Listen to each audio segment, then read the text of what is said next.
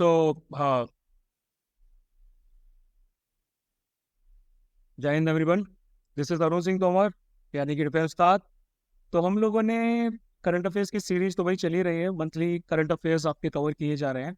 उसके साथ अगर आपको याद होगा तो लास्ट टाइम हमने एक सीरीज स्टार्ट की थी जिसको मुझे बीच में ड्रॉप करना पड़ा था क्योंकि थोड़ा टाइम नहीं मिल रहा था वीडियोस बनाने के लिए। यूट्यूब पे वीडियोस क्रिएट करने के लिए थोड़ा अलग से टाइम वगैरह चाहिए होता है, जो कि थोड़ा मुश्किल से मिल पाता था। तो अभी मैंने सोचा कि मैं सीरीज को दोबारा रिस्टार्ट कर देता हूँ। हमने सीरीज जो स्टार्ट की थी वो सीरीज थी करंट अफेयर्स के एमसीक्यूज की। ठीक है। हमने जनवरी से लेके फैब 2023 के करंट अफेयर्स को कवर किया था। तकरीबन 70-80 क्वेश्चंस थे कुछ, उनको कवर किया था हमने। फिर उसके बाद जो दूसरा वीडियो था वो था भाई हमारा मार्च और अप्रैल का, 2023 का ही। वहाँ के कुछ करंट अफेयर्स किए थे, यानी कि मंथली मैगजीन तो हम लोग कवर कर ही रहे हैं, उसके साथ साथ में हम ये करंट अफेयर्स के क्वेश्चंस भी कवर कर रहे हैं। तो अब इस वीडियो में हम कंटिन्यू करेंगे मई और जून के करंट अफेयर्स के बारे में। ठीक है, मई और जून के करंट अफेयर्स कवर करेंगे। मई और जून के करंट अफेयर कवर करने के बाद में फिर हम जुलाई और अगस्त के करेंगे एंड सो ऑन। ठीक है। तो फिर आप यहाँ से करंट अफेयर्स सीडीएस या सीएपीएल के एग्जामिनेशन के लिए, एनडीए के लिए भी कवर कर सकते हैं। स्टार्ट करेंगे। सबसे पहला क्वेश्चन हमारे सामने आता है, consider the following statements with respect to the procedure for divorce under the Hindu Marriage Act 1955। है ना, कुछ स्टेटमेंट्स दिए हैं आपसे, आपके सामने, और आपसे पूछा जा रहा है कि भाई जो डाइवोर्स का प्रोसीजर होता है हिंदू मैरिज एक्ट 1955 का, उसके अंडर में आपको स्टेटमेंट्स को देखना है। ठीक है। तो इसका रिसेंट अगर मैं कंटेक्स्ट आप लोगों को बता दूं तो 5 जज की कॉन्स्टिट्यूशनल बेंच जो हमारी सुप्रीम कोर्ट की है, उन्होंने क्या बोला, उन्होंने बोला कि भाई वो कपल्स को डायरेक्टली डाइवोर्स दे सकते हैं अगर आपकी जो मैरिज है, आपकी जो क्या बोलते हैं मैरिज है, वो उसमें आपसी संबंध नहीं बनाए गए हैं, आर्टिकल 142 के अंडर में वो आती है तो। ठीक है। तो भाई अब हिंदू मैरिज एक्ट बेसिकली है क्या? हिंदू मैरिज एक्ट 1955 ये कुछ प्रोसीजर्स बताता है, लॉ फॉर डाइवोर्स बताता है। किसके लिए बताता है? ये हमारी कुछ कम्युनिटीज के लिए बताता है, जैसे कि हिंदू हो गए। ठीक है। हिंदू के साथ साथ इसमें बुद्धिस्ट जो है वो आ जाते हैं। ठीक, एक सेकेंड, बुद्धिस्ट आ जाते हैं और सिख्स आ जाते हैं और उनके साथ में जैन्स भी आ जाते हैं। ठीक है। तो स्टेटमेंट 1 हमारा है, it lays down the law for divorce which applies to Hindus only. तो नो, फॉल्स। 4 कम्युनिटीज वही हमारी जो है इसमें काउंट की जा रही हैं।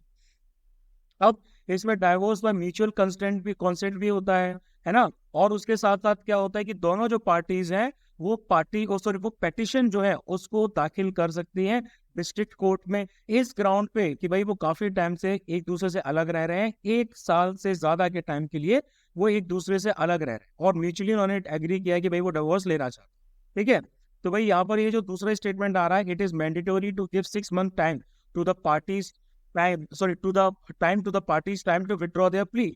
यानी कि यहाँ पर 6 महीने का आपका एक वेटिंग पीरियड होता है, वेट होता है, जो कि पार्टीज को दिया जाता है कि भाई 6 महीने आपके पास है, आप वर्क कर लो, आप देख लो कि भाई आपकी जो विवाह है वो वर्क कर रहा है कि नहीं कर रहा। उसके बाद में फिर हम आपकी याचिका पर गौर करेंगे। तो ये सही है, 1 साल से दोनों एक दूसरे से अलग रह रहे हैं, प्लस 6 महीने उनको टाइम भी दिया जाता है। फिर नेक्स्ट आता है, अ पिटीशन फॉर डाइवोर्स और mutual consent can be filed only a year after the marriage. तो देखो इसमें क्या होता है कि म्यूचुअल डाइवोर्सेस के लिए कंडीशन में ये भी काउंट होता है कि जो म्यूचुअल कंसेंट से आपका पिटीशन दायर की गई है वो आपकी इस विवाह के 1 साल बाद ही दायर की जा सकती है। तो ये स्टेटमेंट भी हमारा सही होगा। तो यानी कि 2 और 3।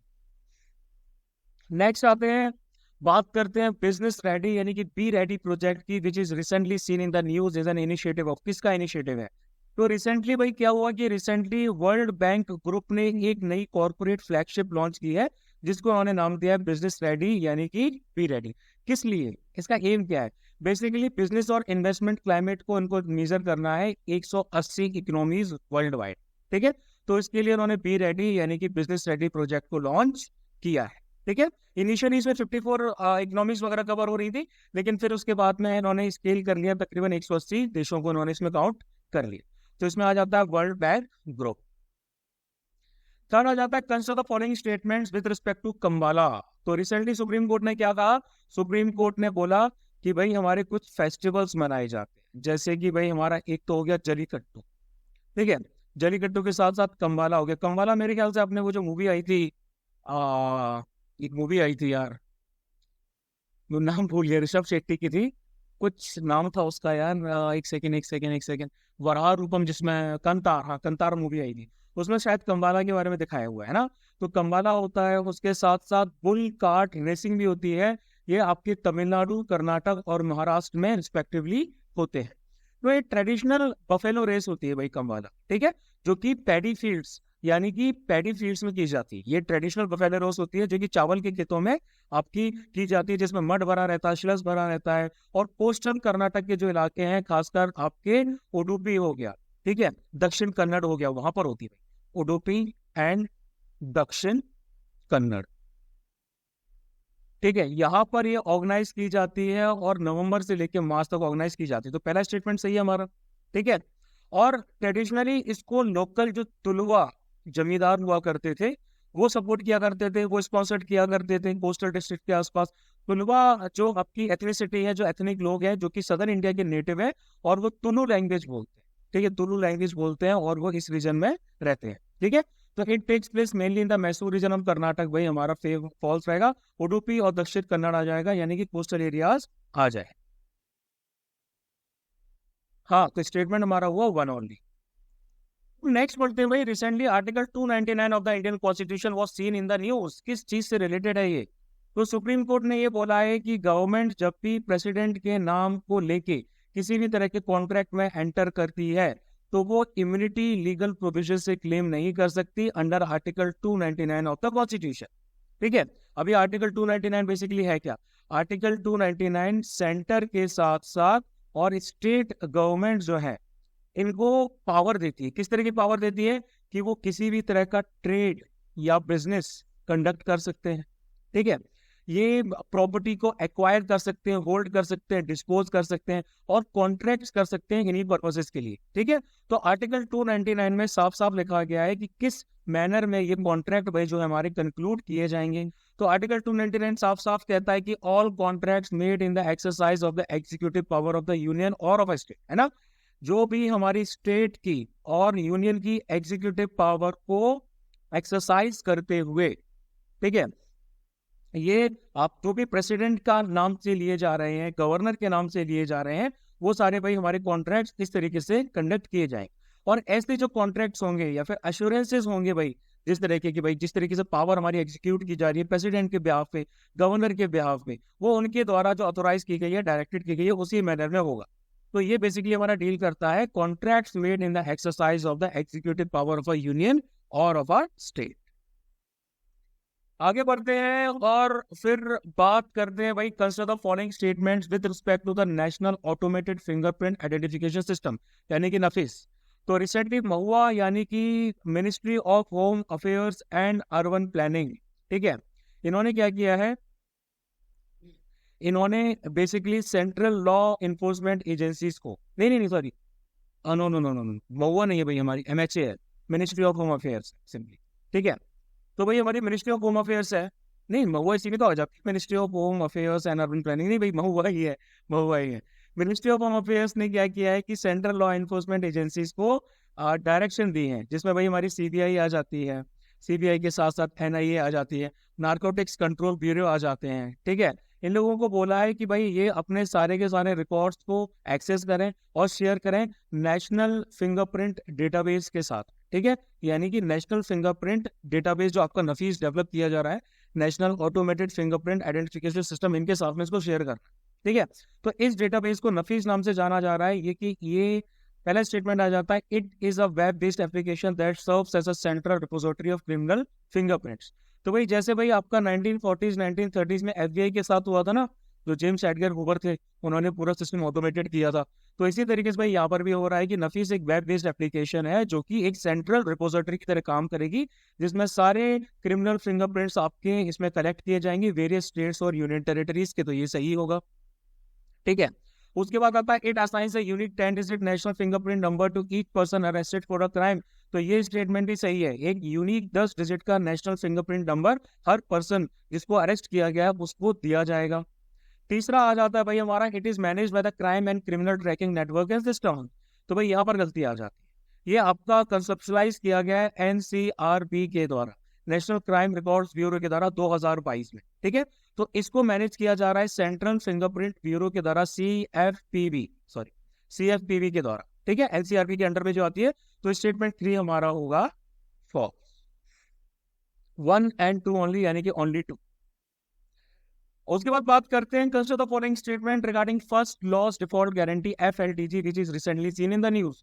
तो आरबीआई ने क्या किया, आरबीआई ने first loss default guarantee programme जो है उसको अप्रूव किया है, जिसके द्वारा जो फिनटेक कंपनीज होती हैं, जो फिनटेक्स वाली आपकी होती हैं, वो क्या कर सकती हैं, बैंक्स के साथ में और नॉन बैंकिंग फाइनेंशियल कॉर्पोरेशंस के साथ में पार्टनर कर सकते हैं, ठीक है। तो इसमें स्टेटमेंट 1 आ रहा है, it is a contractual arrangement between banks, non banking financial companies and lending service providers whereby the LSPs guarantees to compensate the banks, ठीक है।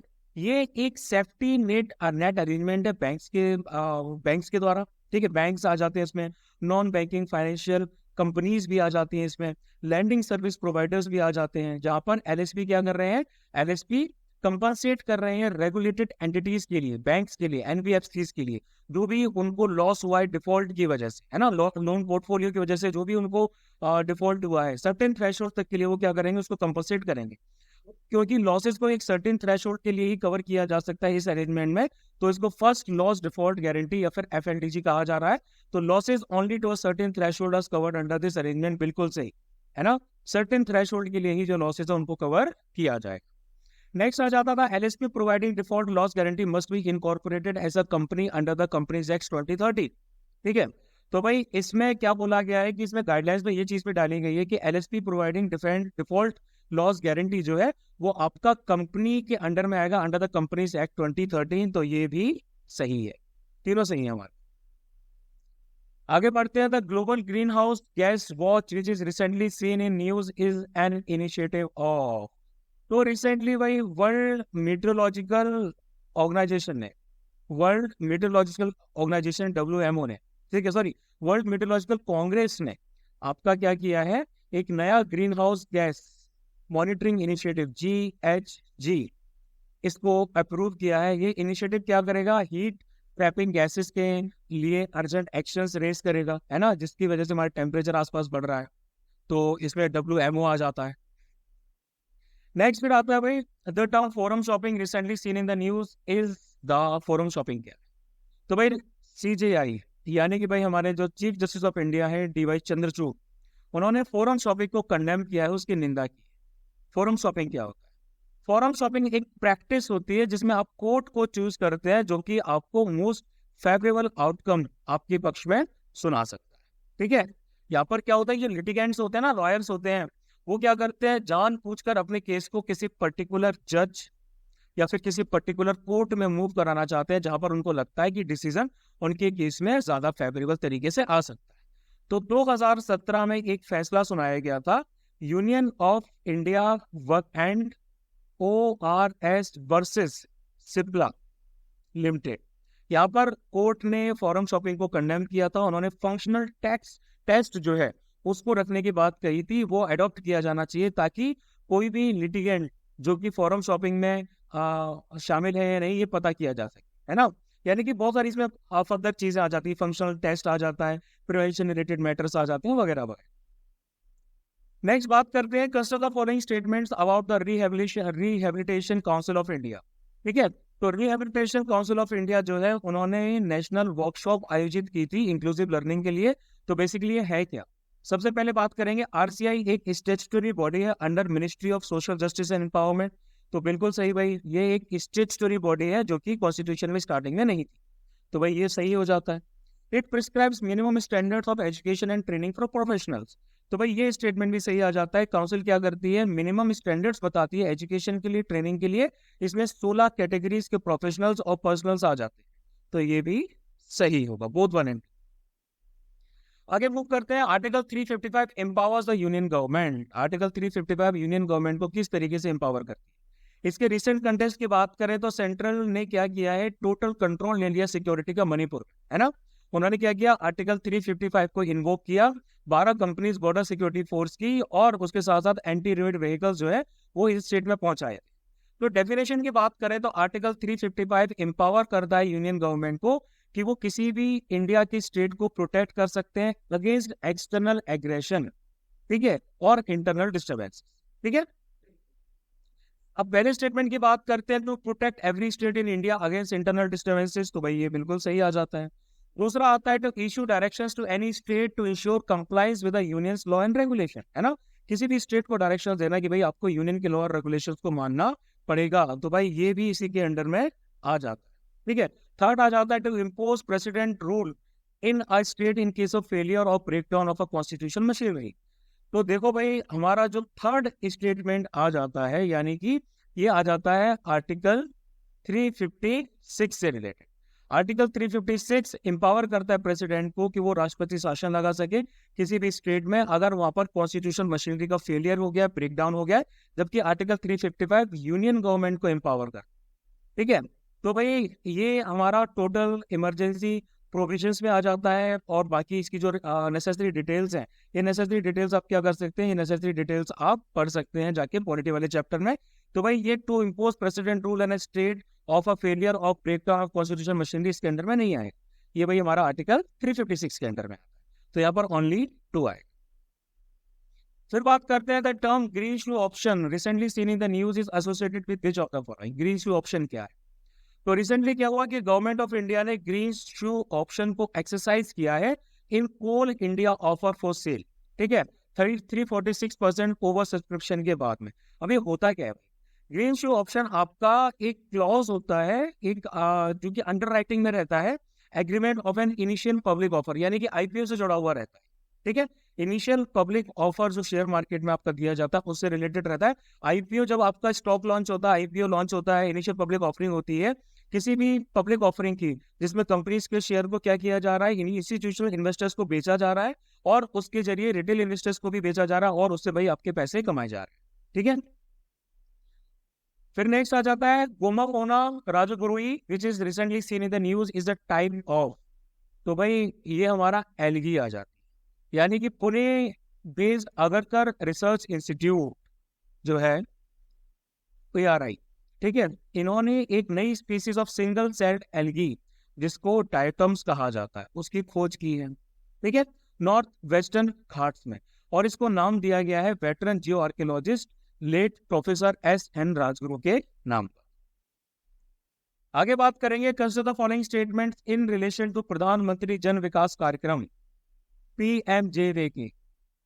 तो भाई हमारी मिनिस्ट्री ऑफ माइनॉरिटी अफेयर्स इन्होंने प्रधानमंत्री जन विकास कार्यक्रम के अंडर में एक ग्रांट को अप्रूव किया है ताकि यूनानी मेडिसिन फैसिलिटीज जो हैं, यूनानी आपने नाम सुना होगा, कई जगह लिखा रहता है यूनानी दवाखाना, है ना, तो यूनानी मेडिकल फैसिलिटीज को हैदराबाद, चेन्नई, लखनऊ, सिलचर और बेंगलुरु में क्या किया जा सके, अपग्रेड किया जा सके। तो पहला स्टेटमेंट आता है it is a central sector scheme. तो प्रधानमंत्री जन विकास कार्यक्रम एक सेंट्रल स्पॉन्सर्ड स्कीम है, सेंट्रली सेक्टर स्कीम नहीं। सेंट्रली सेक्टर यानी कि टोटल सेंटर की होती है, सेंट्रली स्पॉन्सर्ड यानी कि पैसा सेंटर का लगाया जाएगा, तो ये फॉल्स होगा।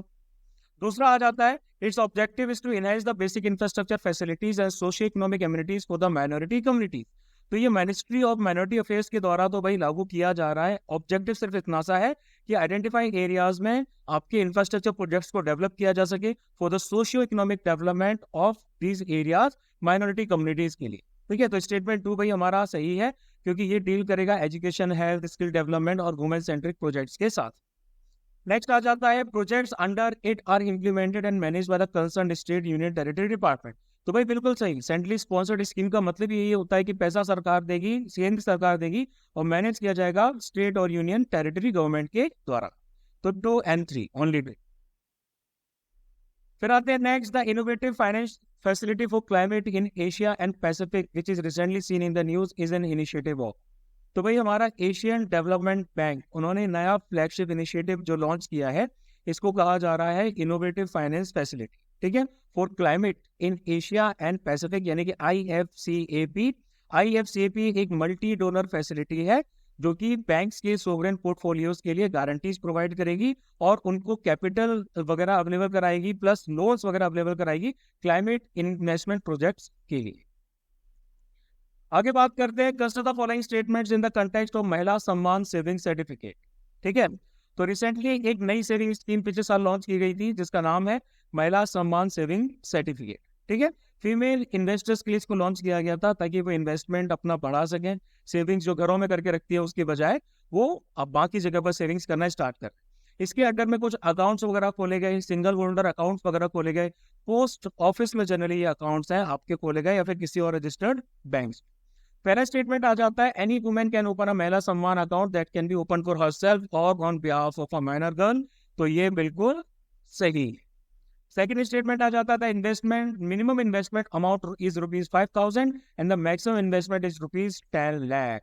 तो भाई इसमें बताया था कि वन टाइम डिपॉजिट आप मिनिमम जो है वो 1,000 का करके अकाउंट खोल सकते हो। ठीक है, और जो एग्रीगेट डिपॉजिट इसमें आ रहा है वो आपका 2 लाख से ज्यादा नहीं होना चाहिए एक इंडिविजुअल के लिए। तो ये हुआ हमारा फॉल्स। तीसरा आ जाता है, there is a tax exemption available on the interest earn from the scheme. यानी कि कोई आपको टैक्स बेनिफिट मिलेगा, अगर जो भी ब्याज आपको उस पर मिलेगा उसके ऊपर आपको टैक्स बेनिफिट मिलेगा। तो सरकार ने ऐसा कुछ मेंशन नहीं किया है, तो ये भी गलत हो जाएगा।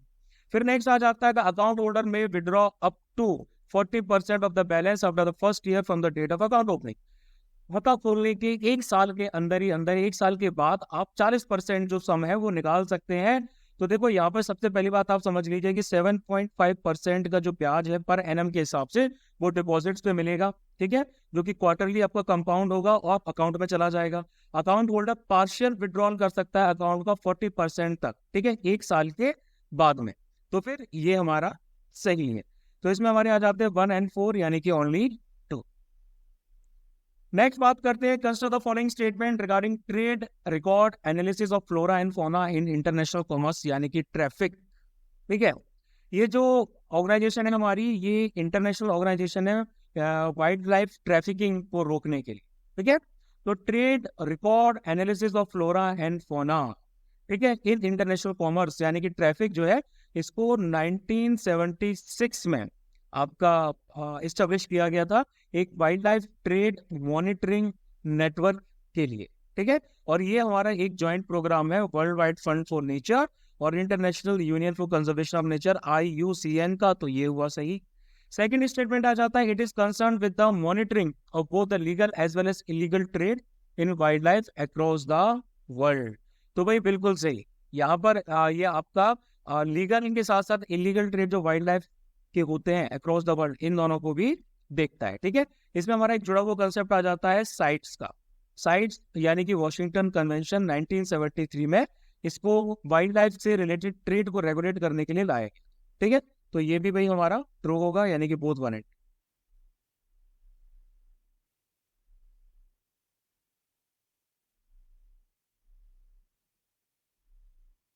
नेक्स्ट क्वेश्चन आता है, the term Goldilocks economy was recently seen in the news, is best describe which of the following scenarios in the economy.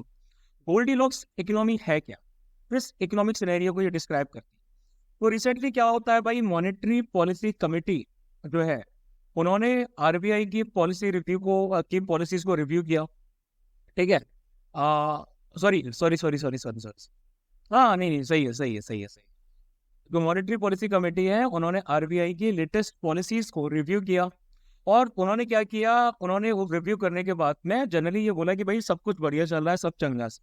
ठीक है, तो उन्होंने एक परसेप्शन दिया है, उन्होंने एक आइडिया दिया है जो कि इकोनॉमिस्ट ने उस चीज से इन्फर किया है कि इंडिया आपका गोल्डीलॉक्स से इकोनॉमी में पहुंच चुका है। गोल्डीलॉक्स इकोनॉमी होती क्या है, गोल्डीलॉक्स इकोनॉमी का मतलब रहता है ना तो ज्यादा गर्म ना तो ज्यादा ठंडी, बस आपकी बैलेंस टेम्परेचर है, इकोनॉमी का बैलेंस टेम्परेचर है ना। यानी कि ऐसी सिचुएशन जहां पर ना तो ज्यादा आपका तेजी है ना ज्यादा मंदी है, बस आपका बीच का समवॉट बैलेंस लेवल पर हम पहुंचेंगे। ठीक है, तो ये आपकी स्टोरी जो है वो गोल्डीलॉक्स एंड द 3 बेयर्स की जो फेबल है, बच्चों की कहानी है, उससे ड्राइव कर रखा है। यानी कि एक ऐसी आइडियल स्टेट होती है इकोनॉमिक सिस्टम के लिए, है ना। इस सिस्टम में तकरीबन सब कुछ परफेक्ट आ जाता है, यानी कि फुल एम्प्लॉयमेंट आता है। ठीक है, इकोनॉमिक स्टेबिलिटी होती है, स्टेबल ग्रोथ होती है और इकोनॉमी ना तो बहुत ज्यादा तेजी से बढ़ रही होती है और ना ही बहुत तेजी से मंदी चल रही होती है। तो option B, it is a state wherein the economy is not expanding और contracting by large margin. Question number 18 की बात करेंगे, consider the following pairs bilateral exercise और पार्टिसिपेटिंग कंट्री विद इंडिया। ठीक है, तो भाई इसमें थर्मा गार्डियन आ जाती है। धर्मा गार्डियन, आपकी एक्सरसाइज धर्मा गार्डियन जो है ये इंडिया और जापान के साथ होती है ना। तो भाई ये स्टेटमेंट हमारा बिल्कुल सही है। उसके बाद समुद्र शक्ति आ जाती है। समुद्र शक्ति किसके साथ में होती है? समुद्र शक्ति आपकी जो रहती है ये आपकी फ्रांस के साथ में नहीं होती, ये होती है इंडोनेशिया के साथ। थर्ड आ जाता है अल मोहत अल हिंदी, यमन। तो भाई ये भी भाई हमारी गलत है, फॉल्स है। जो बायलैटरल एक्सरसाइज होती है अल मोहद अल हिंदी, ये हमारी इंडियन नेवी और रॉयल सऊदी नेवल फोर्स जो रहती है उनके बीच में होती है। तो भाई स्टेटमेंट हमारा एक ही सही है, ओनली वन। नेक्स्ट आते हैं, with reference to Dhruv advance light helicopter consider the following statement. पहला स्टेटमेंट आ जाता है, it is designed and developed indigenously by defence research and development organisation, यानी कि हमने खुद ही इसको डेवलप किया है। क्या ये सही है? तो देखो HAL ने इनको इंडिजिनियसली डिजाइन किया है, डेवलप किया है, ALH ग्रुप को। Twin engine multi role multi mission new generation helicopter है 5.5 टन वेट क्लास का। तो वही DRDO ने नहीं किया तो हमने है, लेकिन DRDO ने नहीं किया, फॉल्स हो गया। It is capable of operating in all weather condition. तो भाई हाँ बिल्कुल, ये high degree of reliability carry करता है, सर्वाइबिलिटी कैरी करता है, सब तरह की वेदर कंडीशंस में सर्वाइव कर सकता है। It is certified for both civil and military roles. क्या ये सही है? तो देखो multi role multi mission new generation helicopter है जो कि सिविल और मिलिट्री रोल्स दोनों के लिए ही सुटेबल है, तो ये भी सही हुआ, यानी कि ओनली 2। नेक्स्ट बढ़ते हैं, gum Arabic recently seen in the news for its use in the fizzy drinks and candy industries derived from. Gum Arabic है क्या? ठीक है, तो रिसेंटली क्या हुआ भाई, इसका सीधा कनेक्शन आता है सूडान से। सूडान जो बेसिकली है, इसका कुछ झगड़ा चल रहा है, ठीक है। ठीक, इसका झगड़ा बेसिकली चल रहा है इंटरनेशनल कंज्यूमर गुड्स मेकर से इनका झगड़ा चल रहा है, ठीक है, गम अरेबिक की सप्लाई को लेके। गम अरेबिक एक नेचुरल गम होती है जो कि आपकी 2 species of the acacia tree रहते हैं। अकेशिया जो ट्री रहते हैं, इनको अभी रिसेंटली वाले करंट अफेयर्स की मैगजीन में शामिल किया है। अकेशिया जो ट्री रहते हैं, यहाँ से नेचुरल गम आपकी डिराइव की जाती है। पहला तो भाई हमारा जो ट्री हो जाता है वो हो जाता है सेनगेलिया सेनेगर, और दूसरा जो हमारा हो जाता है वो हो जाता है वेचिलिया सेयर, वेचिलिया, ठीक है। तो ये जो गम है इसको कमर्शियली हार्वेस्ट किया जाता है वाइल्ड ट्री से। सूडान में 80% वो ट्रीज लाई करते हैं, ठीक है। सहेल रीजन है जो इनका, यानी कि सेनेगल से लेकर सोमालिया तक यहाँ पर लाई करते हैं। इनके मैन्युफैक्चरिंग प्रोसेस में फूड और ड्रिंक कंपनीज क्या करती हैं, एक स्प्रे ड्राइड वर्जन इस गम का यूज करती है जो कि पाउडर की तरह होता है, ठीक है। तो ये पाउडर की तरह होता है। कॉस्मेटिक और प्रिंटिंग मैन्युफैक्चरर्स क्या करते हैं, इसके सब्स्टिट्यूट को भी भाई वो यूज करते हैं, यानी कि इसके कोई गम जो अरेबिक का आपको फिजी ड्रिंक्स में रहता है कोई भी भाई सब्स्टिट्यूट नहीं होता, ठीक है। ये इंग्रेडिएंट्स को सेपरेट होने से रोकता है। तो option C the correct answer, Asia. Next आ जाता है, which of the following tribes are involved in the conservation of tigers in Nagarjuna Sagar Srisailam tiger reserve NSTR। तो भाई हमारा जो बिश्नोई ट्राइब है राजस्थान का, नहीं सॉरी बिश्नोई ट्राइब से स्टार्टिंग होगी, इसकी स्टार्टिंग आपकी होगी। सबसे पहले कौन सा ट्राइब है इसमें आपका आ जाता है, तो देखो चेंचू ट्राइब आ जाता है, ठीक है। ये ट्राइब आपके बिलोंग करते हैं आंध्र प्रदेश के। टाइगर कंजर्वेशन के एफर्ट्स में नागार्जुना श्री साई सेलम टाइगर रिजर्व में इन्वॉल्व है। ये जो आपका ट्राइब है ये टाइगर्स के साथ में को एग्जिस्ट कर रहा है, ठीक है। टाइगर्स के साथ में को एग्जिस्ट कर रहा है, वाइल्ड एनिमल्स के साथ में को एग्जिस्ट करता है, उनके इकोलॉजिकल बैलेंस को डिस्टर्ब नहीं करता है, और उनके लिए इनफ पानी छोड़ा जाता है, फॉडर छोड़ा जाता है हर्बीवोरस के लिए। उसके बाद में अगर हम दूसरे ट्राइब्स की बात करें, लाइक मल्दाहारी ट्राइब की बात करें, तो ये ट्राइब आपका गुजरात के जूनागढ़ में आते हैं, ठीक है। यहाँ पर भी लायन कंजर्वेशन किया जाता है गिर फॉरेस्ट एरियाज में, क्योंकि ये ट्राइब भी उनके साथ में पीसफुली को एग्जिस्ट करते हैं। फिर आ जाता है बुगुन ट्राइब। बुगुन ट्राइब आपका आ जाता है अरुणाचल प्रदेश में, ठीक है। यहाँ पे जो ट्राइब है ये भी कम्युनिटी लेड कंजर्वेशन इनिशिएटिव्स करते हैं ट्रेडिशनल नॉलेज की हेल्प से। क्रिटिकली इंडेंजर्ड बर्ड जो रहता है, इसमें एक बर्ड आता है आपका बुगुन लियो शिशिला, उसको बचाते हैं। तो अपने एफर्ट्स के लिए सिलचुंग बुगन कम्युनिटी रिजर्व जो है उसको इंडिया बायोडाइवर्सिटी अवार्ड 2018 भी दिया जा चुका है। फिर हमारा नीशी ट्राइब भी आ जाता है। नीशी ट्राइब जो है ना, ये भी भाई हमारा अरुणाचल प्रदेश को बिलोंग करता है, जो कि यहाँ पर हॉर्न बिल्स जो रहती हैं उनको बचाता है, ठीक है। हॉर्न बिल्स आपकी रहती हैं पक्के या फिर पखुई टाइगर रिजर्व में, ठीक है। और रिसेंटली अरुणाचल प्रदेश जो गवर्नमेंट है उन्होंने पक्के पका हॉर्गन जो फेस्टिवल है उसको स्टेट का कंजर्वेशन फेस्टिवल घोषित किया है। ठीक है, उसके साथ साथ भाई हमारा एक और ट्राइब आ जाता है गोंड की बात करेंगे अगर हम, तो गोंड आपके सेंट्रल इंडिया में पाए जाते हैं। ठीक है, उसके बाद भाई हमारे बिश्नोई ट्राइब भी आ जाते हैं। बिश्नोई के बारे में तो आपने काफी ज्यादा सुना होगा, लॉरेंस बिश्नोई और बाकी हो जाते हैं। ठीक है, सलमान खान से रिलेटेड केस में आपने बिश्नोई कम्युनिटी के बारे में काफी ज्यादा पढ़ा होगा। ये भी इन ट्रीज को बहुत ज्यादा सेक्रेट मानते हैं और पूरे इंटायर इकोसिस्टम को जिसमें एनिमल्स और बर्ड्स आ जाते हैं अपने गाँव के आसपास, वो लोग ये लोग बचाते हैं।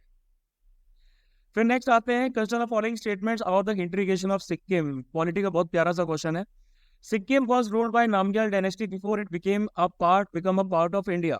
ठीक है, तो देखो अभी रिसेंटली क्या हुआ था कि मई 16 को आपका सिक्किम इंटीग्रेशन दिवस दिवस मनाया जाता है ना। इस साल 23 मनाया गया, 2023 में आपका जो है 22वां डे था। ठीक है, 22nd सिक्किम डे। तो इसको मनाया जाता है, यानी कि फॉर्मर किंगडम का जो इंटीग्रेशन हुआ था इंडिया के साथ 1975 में, उसको देखा जाता है। ठीक है, ये जो सिक्किम का किंगडम था नामग्याल डायनेस्टी, ये आपका 1642 में स्टेब्लिश किया गया था। फर्स्ट रू इसकी जो डायनेस्ट सॉरी इसके जो राजा थे वो थे आपके चोग्याल। ठीक है, पहले राजा थे फुनसोंग नामग्याल, फर्स्ट रूलर थे चोग्याल किंग ऑफ सिक्किम। तो पहला स्टेटमेंट भाई हमारा सही आ जाता है, Sikkim was ruled by the Namgyal dynasty before it become a part of India. ठीक है, ये जो डायनेस्टी थी ना ये तिब्बतन ओरिजिन की थी और इसमें जनरली भूटान और नेपाल के साथ में इनके झगड़े हुआ करते थे। फिर उसके बाद में आपको पूरा सिस्टम पता ही है, पॉलिटी में हमने इसको कवर कर रखा है। एक प्लेबिसाइट हुआ on abolishing the monarchy was held in Sikkim in 1975। क्या ये सही है? तो देखो भाई, रेफरेंडम हुआ था, प्लेबिसाइट नहीं हुआ था आपका सिक्किम में 1975 में, और लोगों ने ज्वाइन किया कि फेवर में वोट किया कि भाई हम इंडिया को जो है वो ज्वाइन करना चाहते हैं, तो ये फॉल्स हुआ। 36 कॉन्स्टिट्यूशनल अमेंडमेंट एक्ट जो आपका पार्लियामेंट में पास किया गया था to recognise Sikkim as a state. ठीक है, तो भाई इसकी अगर हम बात करेंगे तो 36 कॉन्स्टिट्यूशनल अमेंडमेंट एक्ट जो है वो भाई पास किया गया था, और ये हमारे स्टेटमेंट आ जाएगा सही, यानी कि इसमें आ जाएगा answer only to.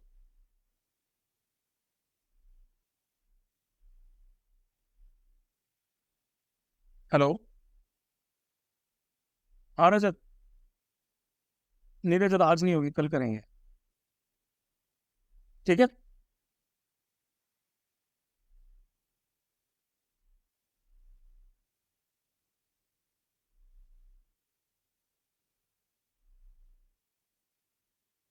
Next question पे आते हैं। Which of the following statement is correct with reference to agenda 21? Agenda 21 भाई कौन सा स्टेटमेंट सही है? तो देखो सबसे पहले आपको समझ लेना है, एजेंडा 21 जो है इसको 1992 में United Nations conference on environment and development यानी कि अर्थ समिट जो आपके रियो डी जेनेरियो में हुई थी, वहां पर इसको अडॉप्ट किया गया था, ब्राजील। ठीक है, ये क्या है भाई? It is a blueprint developed in 1992 for a set of actions to be taken to achieve sustainability in the 21st century. Next आ जाते हैं with reference to the rules regarding recusal consider the following statements. ठीक है, तो recently क्या हुआ कि भाई recently क्या बोलते हैं, बेंच हंटिंग का केस होता है हमारा। ठीक है, बेंच हंटिंग, बेंच हंटिंग के केस में एक फॉर्मर सुप्रीम कोर्ट के जज हैं, उन्होंने खुद को रिक्यूज करने से मना कर दिया एक प्ली को अहियर करने से। ठीक है, अब ये रिक्यूजल होता है क्या? ये एक एक्ट होता है of declining to take part and in an official activity, है ना। ये किसी भी ऑफिशियल एक्टिविटी में आप पार्टिसिपेट करने से मना कर दे रहे हैं। जनरली ये कोर्ट केसेस के केसेस में होता है, क्योंकि जो एडमिनिस्ट्रेटिव या फिर कोर्ट अथॉरिटी है जो उसको प्रिसाइड कर रही है, उसका एक कंफ्लिक्ट ऑफ इंटरेस्ट है, यानी कि हितों का टकराव हो रहा है ना। कंफ्लिक्ट ऑफ इंटरेस्ट किसी भी तरीके से आ सकता है, यानी कि फॉर एग्जांपल कोई कंपनी का केस आपके सामने आया है, उस कंपनी में आपने शेयर खरीद रखे हो तो उसके फेवर में आप फैसला सुना सकते हैं, या फिर किसी तरह का आपका पर्सनल एसोसिएशन उस पार्टी से, तो उस केस में भाई कंफ्लिक्ट ऑफ इंटरेस्ट आ जाते हैं। ठीक है, तो फिर ये जो आपके रूल्स होते हैं इसके हिसाब से आप क्या कर लेते हैं, आप उसमें से हट जाते। तो ये स्टेटमेंट सही हुआ हमारा। दूसरा आ जाता है जजेस protection act 1985 has provisions regarding the practice of judicial recusals. तो देखो बहुत सारे ऐसे जजमेंट्स जो है उन्होंने इस इश्यू के साथ डील किया है, लेकिन कोई कोडिफाइड रूल्स नहीं है हमारे पास कि आपको हटना ही होता है। ये एक कन्वेंशन टाइप का बन रखा है। ठीक है, कन्वेंशन टाइप का बन रखा है ताकि ये परसेप्शन ना हो कि जज जो है वो किसी केस को सुनाते समय बायस्ड था। तो ये भाई हमारा फॉल्स रहेगा, वन ओनली। फिर आगे बात करते हैं, consider the following statement with respect to the Ram Prasad Bismil. तो राम प्रसाद बिस्मिल जी जो है उनकी 126वीं बर्थ एनिवर्सरी बनाई गई, जो कि हमारे नेशनलिज्म यानी कि पेट्रियटिज्म के एक बहुत ही रिवर्ट सिंबल है, प्लस हिंदू मुस्लिम यूनिटी के भी एक रिवर्ट सिंबल है, और उनको कमेमोरेट किया गया। ठीक है, he was the one of the founding members of the Hindustan Republican association. पहला स्टेटमेंट सही है, अशफाकुल्ला खां और राम प्रसाद बिस्मिल जी जो थे उन्होंने HRA की स्थापना 1923 में की थी। ठीक है, he started a revolutionary organisation named Matrivedi. तो भाई उन्होंने एक क्रांतिकारी संगठन जिसको मातृवेदी कहा जाता था, यानी कि अल्टर ऑफ द मदरलैंड, उसको उन्होंने स्टार्ट किया और उसके साथ साथ उन्होंने गेंदालाल दीक्षित जैसे फेलो क्रांतिकारियों को उसके साथ जोड़ा। तो ये स्टेटमेंट भी भाई हमारा सही आ जाता है। He wrote a famous poem Mainpuri की प्रतिज्ञा। भाई ये चीजें सुनकर ये थोड़ा गूज़बम्स टाइप का आ जाता है। ठीक है, तो 1918 में उन्होंने जो कविता लिखी थी मैनपुरी की प्रतिज्ञा, आप लोगों को पढ़ना चाहिए, ये भी उन्होंने लिखी थी। ठीक है, इनके बारे में कुछ और मैं इन्फॉर्मेशन देता हूँ आपको। उन्होंने आर्य समाज भी ज्वाइन किया। बेसिकली ये भी मेरे गांव के पास के ही थे, और अगर कहा जाए तो ये मेरे पूर्वज थे तो भी गलत नहीं होगा, क्योंकि ये जो इनका सरनेम था, इनका सरनेम था तोमर। ठीक है, तो अम्बा नाम की जगह है जो कि मेरे गांव के पास ही पड़ती है, मुरैना के पास में।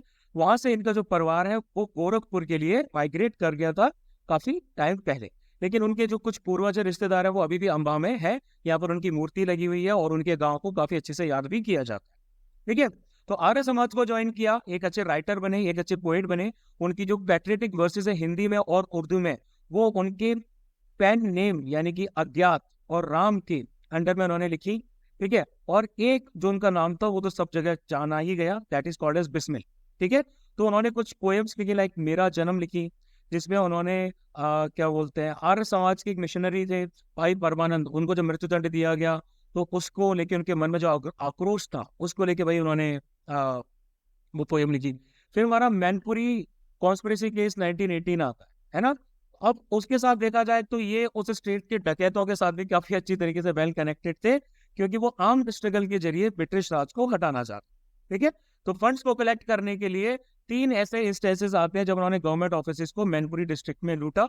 फिर उसके बाद में भाई HRA की बात आ जाती है। इनका एम यही था कि आर्म्ड रेवोल्यूशन यानी कि सशस्त्र क्रांति करने के बाद देश को आजाद कराया जा सके। HSRA ने एक मैनिफेस्टो भी भाई आपका पब्लिश किया था। HRA बाद में भाई हमारी HSRA हो गई। सोशलिस्ट नाम का वर्ड जो है वो भगत सिंह ने इसके अंदर डाला। ठीक है, तो HSRA ने क्या किया था भाई, हमारी मैनिफेस्टो भी जारी किया था रिवोल्यूशनरी क्रांतिकारी 1925 में। ठीक है, 1928 में इसका नाम HSRA हो गया था। काकोरी कॉन्स्पिरेसी के बारे में तो मेरे ख्याल से आप लोगों को पता ही होगा, बहुत सारी मूवीज में काफी अच्छे से डिपिक्ट किया है उसे। ठीक है, तो भाई इसमें स्टेटमेंट भाई हमारे जो आ जाते हैं ऑल 3। फिर बात करते हैं, with reference to the international collaboration in the field of artificial intelligence consider the following statement. Global Partnership on AI is a group of 25 members countries of which India is also a member। तो भाई अब अभी recently क्या हुआ था, recently आपका हुआ Hiroshima AI process. ठीक है, हिरोशिमा AI प्रोसेस यानी कि HAP कंडक्ट किया गया। ये एक एनुअल ग्रुप है G7 समिट का, जो कि जापान के द्वारा होस्ट किया गया, जो कि हिरोशिमा में हुआ, और इसमें हिरोशिमा AI प्रोसेस को आपका इनिशिएट किया गया। तो HAP आपका जो है ये G20 का नहीं, G7 कंट्रीज का है, तो ये फॉल्स हो जाता है भाई हमारा। ठीक है, now global partnership on AI is a group of 25 member countries of which India is also a member. अब हमारा जो ग्लोबल पार्टनरशिप ऑन AI आ जाता है यानी कि GPAI आ जाता है, ये इंटरनेशनल इनिशिएटिव है जो कि रिस्पॉन्सिबल और human centric development of artificial intelligence को सपोर्ट कर रहा है। ठीक है, तो भाई ये आपका 25 मेंबर कंट्रीज का आ जाता है एक ग्रुप, तो ये ट्रू है यानी कि बना। नेक्स्ट आते हैं, it is also known as Artsakh and is a landlocked mountainous area in the South Caucasus.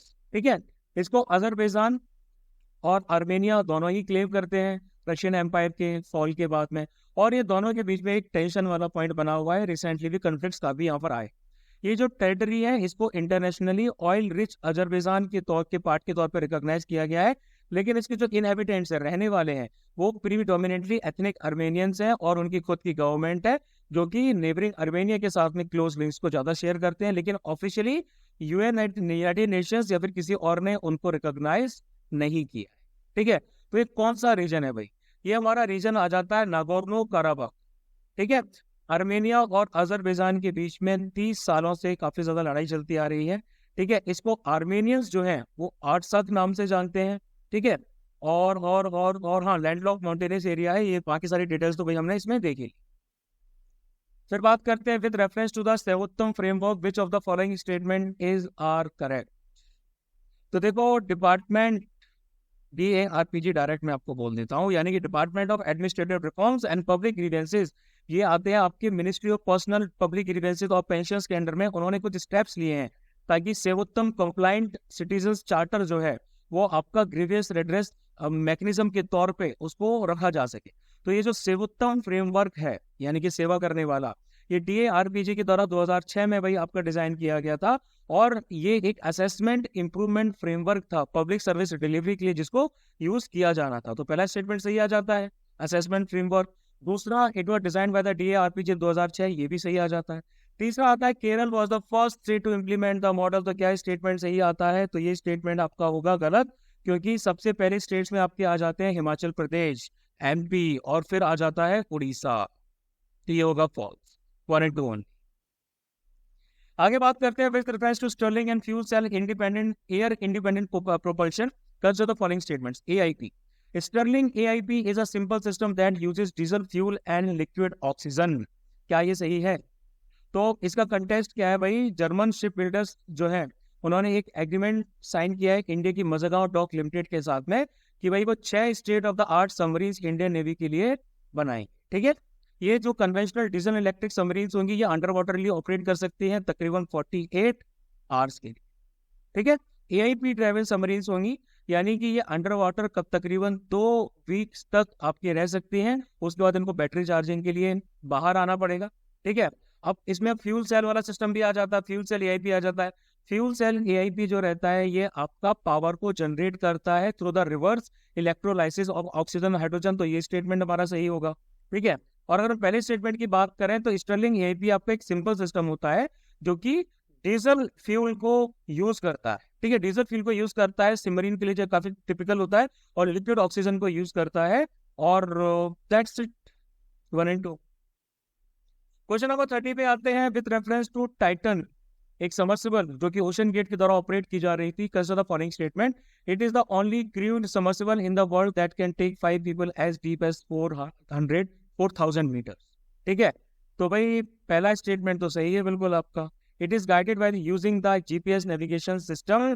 तो ये भाई बिल्कुल गलत होगा। GPS अंडर वाटर काम नहीं करता। सबमर्सिबल आपका टेक्स्ट मैसेज के द्वारा वर्क करता है, जो कि उसको सरफेस शिप्स के द्वारा भेजा जाता है। ठीक है, पायलट क्या करता है, इस पूरी सबमर्सिबल जो रहता है उसको वीडियो गेम जो कंट्रोलर होता है, जॉयस्टिक होती है, उसकी हेल्प से कंट्रोल करता है। लेकिन अगर वो फेल हो गई तो फिर भाई फिर तो हार्डवायर सिस्टम ही कंट्रोल करता है प्रोपेलर्स को, और बाकी इनका जो अंजाम होगा वो तो आप लोगों को पता ही। ठीक है, तो 1 only।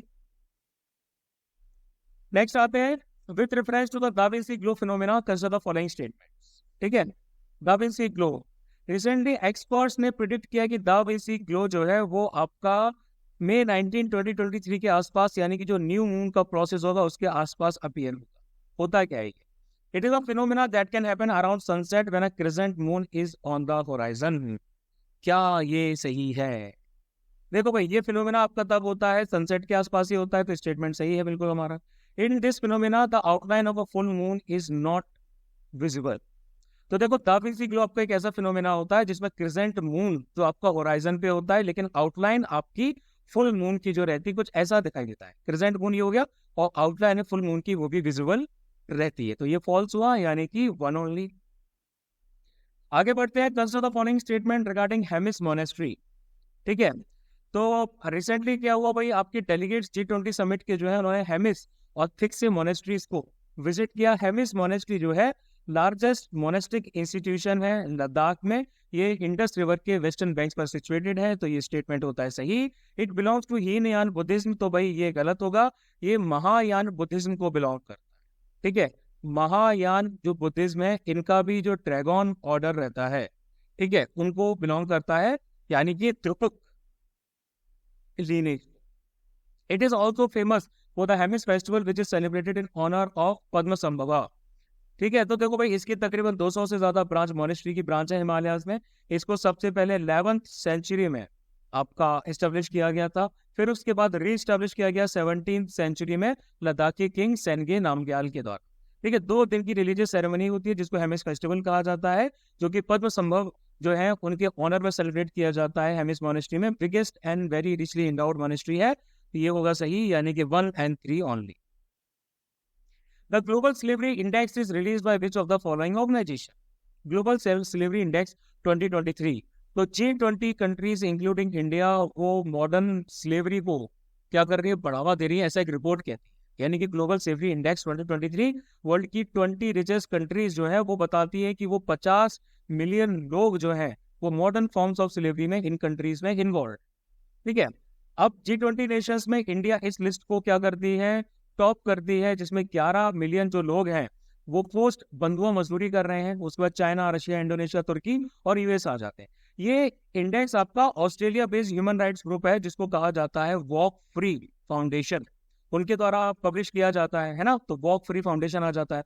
इसमें बहुत सारे वेरिएबल्स पे डाटा पब्लिश किया जाता है, prevalence of modern slavery in each country, vulnerability आ जाता है, और गवर्नमेंट के रिस्पॉन्सेज मॉडर्न स्लेवरी के लिए।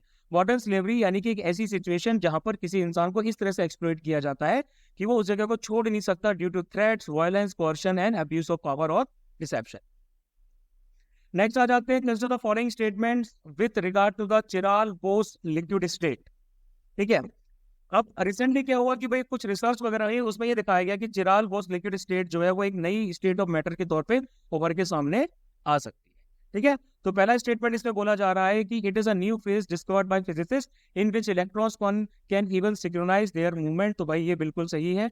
दूसरा आ जाता है in this state electrons can be frozen into predictable pattern. तो भाई इलेक्ट्रॉन्स भी आपके प्रेडिक्टेबल पैटर्न से फ्रोज किए जा सकते हैं, तो ये भी सही है, यानी कि बोथ वन है। 35 आ जाएगा था E government development index is release by which of the following, है ना, किसने भाई की है रिलीज? तो United Nations Department of Economic and Social Affairs यानी कि UN-DESA, ये EGDI को यानी कि ई गवर्नमेंट डेवलपमेंट इंडेक्स को पब्लिश करते आ रहे हैं। सर्वे रिपोर्ट को तकरीबन 2001 से फाइनली भाई पब्लिश करते आ रहे हैं। ठीक है, ये ग्लोबल रिपोर्ट है जो कि ई गवर्नमेंट डेवलपमेंट स्टेटस को देखती है, सारे यूनाइटेड नेशंस मेंबर स्टेट्स को। इस असेसमेंट में ई गवर्नमेंट परफॉर्मेंस कंट्रीज की जो है उसको मेजर किया जाता है एक दूसरे के रिस्पेक्ट में। ठीक है, एब्सोल्यूट मेजरमेंट भी किया जाता है, एब्सोल्यूट पैरामीटर्स नहीं होते, एक दूसरे के रिस्पेक्ट में किया जाता है। इंडिया को 105th रैंक दी गई थी ई गवर्नमेंट डेवलपमेंट इंडेक्स के अंडर में, और 61st रैंक दी गई थी ई पार्टिसिपेशन इंडेक्स में। यानी कि 2020 की जो भाई हमारी रैंक थी वो 100 थी, 105 हो गई है, और उससे पहले ये 29 थी जो आपकी 29 थी जो कि 61 हो गई है। ठीक है, डेनमार्क को फर्स्ट रैंक दी गई है ई गवर्नमेंट डेवलपमेंट इंडेक्स में, जबकि जापान जो है वो ई पार्टिसिपेशन के केस में सबसे फर्स्ट पे आ जाता है। फिर बात करते हैं with reference to the light weight payment system consider the following statements. Light weight payment और सेटलमेंट सिस्टम यानी कि LPSS। रिसेंटली क्या हुआ, आरबीआई क्या करना चाह रही है, आरबीआई LPSS को यूज करना चाह रही है एक इमरजेंसी के तौर पे, एक अल्टरनेटिव के तौर पे यूपीआई, NEFT और RTGS के अगेंस्ट। यूपीआई, NEFT और RTGS के अगेंस्ट, यानी कि उनके एक सब्सिट्यूट के तौर पे आरबीआई क्या करना चाह रही है, LPSS यानी कि लाइट वेट पेमेंट सिस्टम्स को यूज करना चाह रही है। It will operate on complex wired network backed by advance IT infrastructure. क्या ये सही है? तो देखो भाई ये स्टेटमेंट तो भाई हमारा हो जाएगा गलत। ठीक है, ये क्या बोलते हैं, ये पूरा का पूरा जो प्रोसेस है ये एक सेकेंड, हाँ, ये भाई हमारा मिनिमलिस्टिक हार्डवेयर पे चलेगा और सॉफ्टवेयर पे चलेगा, जो कि एक नीड के बेसिस पे भाई वर्क किया जाएगा, कॉम्प्लेक्स वायर्ड नेटवर्क्स में नहीं रहेगा। इसके साथ साथ it can be used for critical transactions during catastrophic events. तो भाई बिल्कुल सही है, जब कैटास्ट्रोफिक इवेंट्स आएंगे, नेचुरल कैलामिटीज है, वॉर है, या फिर पेमेंट सिस्टम्स आपके टेम्परेरी डाउन है, अनअवेलेबल है, तो भाई किसी ना किसी वजह से तो भाई इसको यूज किया जा सकता है। It can ensure near zero down time of the payment and settlement systems in the country. तो भाई ये भी सही है, यानी कि ओनली 2।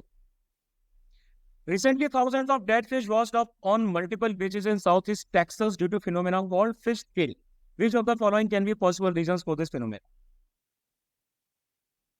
तो देखो, फिश किल एक सडन और अनएक्सपेक्टेड डेथ होता है बहुत सारी फिशेस का, या फिर एक्वेटिक एनिमल्स का एक शॉर्ट पीरियड में एक स्पेसिफिक पर्टिकुलर एरिया में होता है। ठीक है, इनकी रीजंस क्या होते हैं? तो देखो, low level of dissolved oxygen, low level of disorder oxygen की वजह से क्या होता है, सी सरफेस टेम्परेचर भाई हमारा बढ़ गया है, फिश ब्रीथ नहीं कर पा रही है, क्योंकि ऑक्सीजन जो है वो आपकी कोल्डर एरियाज में ज्यादा अच्छे से डिसॉल्व हो जाती है as compare to warmer water. ठीक है, फिश क्या कर जाती है, शैलो वाटर में ट्रैप हो जाती है, वो क्या चाहती हैं, उनको और ज्यादा वार्मथ मिलती जाती है जिसकी वजह से सफोकेशन हो जाता है ना, और ज्यादा एरेटिकली वो बिहेव करती है जिसकी वजह से ऑक्सीजन और ज्यादा भाई आपकी फर्दर डिप्लीट होती है जिसकी वजह से उनकी डेथ हो जाती है। दूसरा होता है काम सीज, ऑक्सीजन सी वाटर में एंटर करता है विंड और वेव्स के साथ मिक्स होके, बहुत ज्यादा काम सीज जो रहते हैं वो भी क्या करते हैं, ऑक्सीजन को डिसॉल्व, जल्दी उसका डिप्लीशन होता है जिसकी वजह से फिश आपकी मर जाती है। क्लाउडी वेदर यानी कि ओवरकास्ट वेदर जो रहता है, 95% से ज्यादा अगर क्लाउड कवरेज होगा तो फोटोसिंथेसिस जो आपकी सनलाइट की वजह से हो रही है वो स्लो डाउन हो जाएगी क्लाउडी डेज में, इसकी वजह से अगेन डिसॉल्व ऑक्सीजन कंसंट्रेशन आपका कम हो जाए। तो 1 2 एंड 3 तीनों ही इसमें आ जाते हैं। Now consider the following statement with respect to tobacco cultivation. ठीक है, it can be growth both in tropical and temperate region. तो रिसेंटली क्या हुआ कि फार्मर्स बॉडी ने क्वेश्चन किया डब्ल्यूएचओ की रिकमेंडेशंस को on substituting tobacco cultivation with alternating crop. ठीक है, तो भाई देखो दो मोस्ट कॉमनली जो हमारी क्रॉप उगाई जाती है कमर्शियल टोबैको के लिए, उसमें एक तो आ जाती है निकोटिना टिएना, निकोटिएना टेबैकम, दूसरी आ जाती है एन रस्टिका। ठीक है, ये दो मोस्ट कॉमनली कल्टीवेटेड क्रॉप्स हैं टोबैको को कमर्शियली प्रोड्यूस करने के लिए। प्राइमरी सेंटर जो आपका एन टबैकम का आ जाता है, ये आ जाता है भाई आपका ज्यादातर कंट्रीज में होता है, जबकि एन रस्टिका जो है ये इंडिया, रशिया और कुछ एशियाटिक कंट्रीज तक ही होती है। इंडिया में सबसे ज्यादा प्रोडक्शन भाई गुजरात में किया जाता है, आंध्र प्रदेश आ जाता है, ठीक है, फिर उसके बाद में कर्नाटक, यूपी, बिहार वगैरह आ जाते हैं। इस क्रॉप के बारे में आपको पता ही होगा भाई, 20 से लेके 27 डिग्री सेल्सियस टेम्परेचर इनको चाहिए होता है। ठीक है, 1200 मीटर से ज्यादा इनको रेनफॉल नहीं चाहिए होती है। ट्रॉपिकल होती है ओरिजिन में, लेकिन ये टेम्परेट एरियाज में भी उगाई जा सकती है कंडीशंस में। तो भाई पहला स्टेटमेंट सही हो गया। It is sensitive to water logging, तो भाई बिल्कुल सही, वाटर लॉगिंग होगी तो भाई सेंसिटिव है, नहीं हो पाएगी। तीसरा आ जाता है curing is a process use to achieve a quality of a specific tobacco type. तो भाई ये स्टेटमेंट भी सही है। यहाँ पर क्योरिंग का एक प्रोसेस होता है, केयरफुली कंट्रोल्ड प्रोसेस होता है, जिसके द्वारा टेक्सचर, कलर और स्पेसिफिक टोबैको टाइप आपका ऑब्टेन किया जाता है। ठीक है, चाइना लार्जेस्ट टोबैको प्रोड्यूसर है वही वर्ल्ड में, फॉलोड बाय इंडिया, यानी कि यहाँ पर भाई हमारा आ जाएगा और 3। नेक्स्ट आता है which of the following countries can make up the east and horn of Africa and the great lakes EHAGL region. कौन कौन सी कंट्रीज आ जाती है भाई, तो ईस्ट और horn of Africa and the great lakes जो रीजन आ जाता है ये ईस्टर्न अफ्रीका के अंडर में आता है ना, ये जो इलाका आता है आपका ईस्टर्न अफ्रीका में। इसमें कौन कौन सी कंट्रीज है भाई, इसमें हमारी आ जाती है, एक तो आ जाती है, मैं मैप को इंक्लूड करना भूल गया, आप लोग मैप के हेल्प से देख लेना। एक तो आ जाती है डिजिबूटी, उसके बाद में आ जाती है एरिट्रिया, ठीक है, इथोपिया आ जाती है भाई हमारी, इथोपिया के साथ साथ इसमें आपकी आ जाती है सोमालिया। ठीक है, कोस्ट लाइन में भाई हमारी कौन कौन सी कंट्रीज आती है भाई, कोस्ट लाइन में हमारी कंट्रीज आ जाती हैं लाइक, सॉरी कंट्रीज नहीं, कोस्ट लाइन कौन कौन सी आ जाती हैं, रेड सी वाला इलाका आ जाता है, गल्फ ऑफ एडन आ जाता है, इंडियन ओशन आ जाता है, ठीक है, ब्लू नाइल रिवर यहाँ से फ्लो करती है, व्हाइट नाइल फ्लो करती है, डावा रिवर यहाँ से फ्लो करती है, लेक टैना और लेक तुर्कैना यहाँ पर प्रेजेंट है। ठीक है, तो ये सारी की सारी कंट्रीज तो भाई यहाँ पर आती है, ये ग्रेट लेक रीजन के अंदर में आती है, यानी कि यहाँ पर ग्रेट लेक्स का जो रीजन है, democratic Republic of the Congo भी भाई इसमें आती है, बुरुंडी भी आती है, रवांडा भी आती है, लेकिन केन्या यहाँ पर नहीं आती। देखो यहाँ पर भाई हमारे कौन कौन सी और फीचर्स प्रेजेंट है मैंने आपको बताया, एक तो यहाँ पर ओगाडेन डेजर्ट यहाँ पर प्रेजेंट है, जो कि सोमालिया और इथोपिया के बॉर्डर के पास में आता है और इथोपियन ईस्टर्न हाईलैंड में काउंट किया जाता है।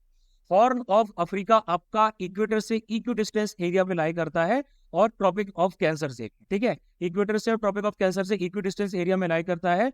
प्लस यहाँ पर ग्रेट लेक्स का जो रीजन है जिसकी मैं बात कर रहा था, यानी कि अफ्रीका की जो ग्रेट लेक्स है, ये सीरीज ऑफ लेक्स है जो कि आपके रिफ्ट वैली एरियाज बनाते हैं।